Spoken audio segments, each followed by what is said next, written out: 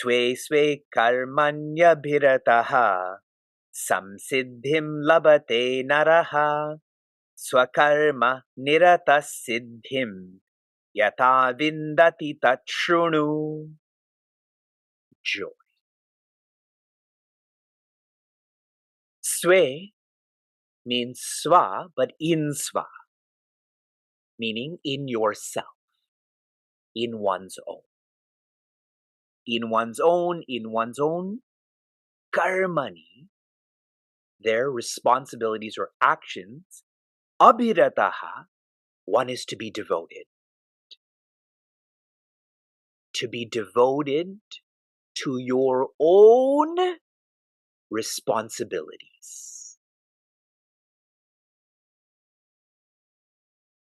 Shri Krishna's so thorough in not letting anyone get lost in the previous composition, system on composition, that there is better or worse. There is not.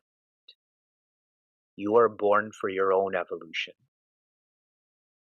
Offering some practicality here. It is through swadhyaya, in English, self-reflection, that one comes to know their swabhava. Swabhava, another word for this would be guna. Through self-reflection, you come to understand what your qualities are. From that, you start to orient, you start to structure your dharma. In English, that means responsibility or karma. See, in chapter 4, when we went through the color system, it said there's a vibhaga or a classification based on guna and karma. It is through self-reflection that you know your guna, and then you come up with your karma. Based on your propensity, you should engage in your profession. Now, rarely does anyone align their profession with their propensity. Because people are short-termed, they just start to work instead of reflecting and then aligning their work with this. But if you do, next quarter, naraha, you humans, labhate, this is what you will gain, samsiddhim, perfection. Precision makes practice, makes perfection. It is through your dharma that you will feel your swadharma, that is your nature. In this chapter, it is described as moksha or peace. If your propensity is purified through your profession, you will, Sri Krishna stated this, feel peace.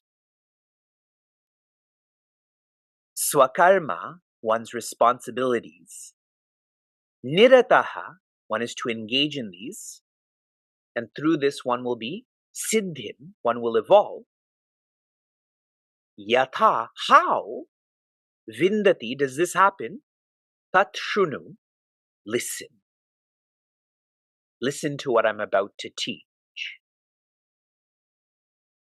If I can offer one reflection, and then I will offer more on this verse tomorrow. Rishi Uddhava, when he meets the gopis, because Rishi Uddhava thinks that he's knowledgeable and the gopis are devotional, he thinks that he's higher than they are. Shri Krishna sends Rishi Uddhava to learn from the gopis, even though he doesn't state that overtly. And when Rishi Uddhava is with the gopis, he's sharing with them, you should engage in contemplation. Now, what do the gopis say to Rishi Uddhava? Nahi mana dasa bisa, which means we don't have 10 or 20 minds. The only mind we had has been stolen by Sri Krishna. How can we contemplate? For someone who's understood this verse, they don't have 10 or 20 minds to look at 10 or 20 people. This is their opportunity to be with Sri Krishna, to peace. Your responsibilities.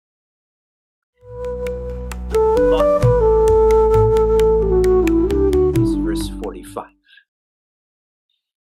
In this verse, Sri Krishna has shared through swadhyaya, that is self-reflection, getting to know yourself, meaningful mornings, that triggers or pulls swabhava.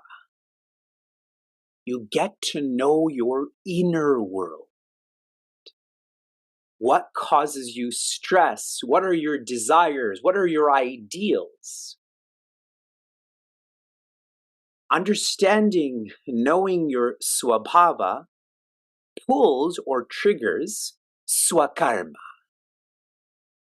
Based on my inner world, I now have an outer world, actions, responsibilities that will help me to change my inner world. To not have stress, to not have desires, to go beyond an ideal. Swakarma pulls or triggers swadharma, where you come to be your nature. In this chapter that is called Moksha, please see the flow of these four words: swadhyaya, swabhava, swakarma, swadharma. What a lovely verse. So much help for us.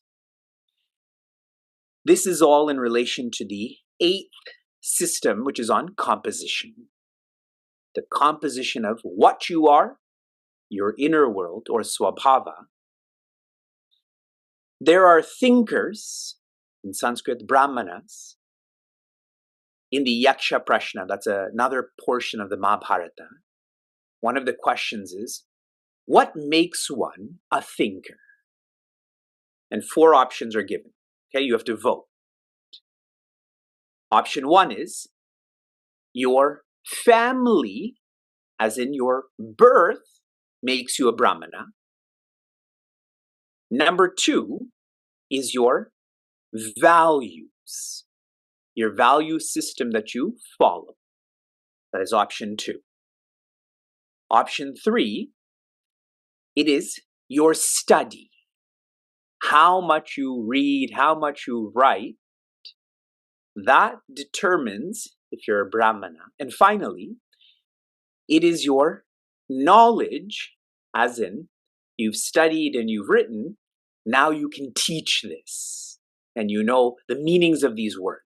So your 4 options again are family, values, study, knowledge. What makes one a thinker? How many of you vote number 1? You're born into this. Number 3, how much you read and write, that makes you a thinker. Number 4, how much you can teach and explain, that makes you a thinker. Number 2, the value system that you follow through in and live by. See, there's rigged elections outside, there's rigged elections inside too. It is what you live that makes you a brahmana or thinker. There's no externality. Another composition is a leader. If you remember Bhagavad Gita's chapter 2, Shri Krishna had shared with Prince Arjuna, the way to be fearless is VCR. Know vastness. Then you'll be fearless. He came down in his messaging to know change. If you know all is going to change, you fear it less. Then he came down more, no responsibility. Prince Arjuna, it is your responsibility to protect. For a leader, they are very clear that their responsibility is to be protected and to protect. The third is a mobilizer. Only the mobilizers are ones who can save profit. Please remember, saving should be synonymous with sharing. It is those who save profit that are to distribute this to the workers, to the leaders, to the thinkers. And the fourth is the worker. Sri Krishna uses a lovely word to describe the Shudra. Paricharya. Paricharya means the one who finds value in serving others. I'm sharing these 4 classifications of compositions because all are needed in society, and really all of us engage in these different compositions in different times. Sometimes you are a worker, maybe you're a thinker. I had heard someone introduce Pujaswami Tejromayananda as being the best of all 4 of these. Best thinker, best leader, best mobilizer, best worker. We should be introduced in the same. A couple of more thoughts before we move on to verse 46. When you engage in swadhyaya, by which you come to feel your swabhava, you're introspecting, and so now you know your inner world. For the person who invests in this getting to know their inner world, and then they align their swakarma. This is my inner world. I'm going to align my outer world that will help me to evolve my inner world. They don't need to change anything. Sometimes we feel like I have to say no to this, I have to escape over there, I have to renounce this. But if you know your inner world and you have created your outer world that is helping this evolution, you don't have to go anywhere. You don't have to change anything. Your responsibility is your catalyst to evolution.